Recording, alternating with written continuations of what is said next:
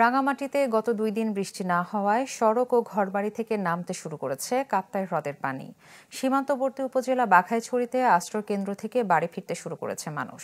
তবে এখনও পুরোপুরি পানি কমেনি লংগদু ও বরকল উপজেলা এবং সদরের আসামবস্তি, পুরানপাড়া ও শান্তিনগরের নিম্নাঞ্চল থেকে।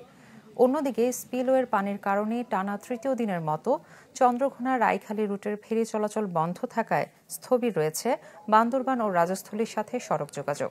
টানা বর্ষণে কাপ্তাই হ্রদের পানি বিপদসীমায় পৌঁছায় ধাপে ধাপে কর্ণফুলী জলবিদ্যুৎ কেন্দ্রের ১৬টি জলকপাটের সবকটি ৩.৫ ফুট পর্যন্ত খুলে দেওয়া হয়। গাড়ি চলা যায় না, লোকজন চলাফেরা করতে পারতেছে না, বেশি পানি হয়েছে। গত কয়েকদিনের তুলনায় এখন একটু কমছে। কিছুদিন আগে তো এমন পরিস্থিতি ছিল, মানুষের যাতায়াতের অনেক সমস্যা হয়েছিল। বাচ্চাগুলো নিয়ে এখন একটু টেনশন আছি। পানি হালকা পাতলা কমলেও তারপরে আবার বাড়তেছে।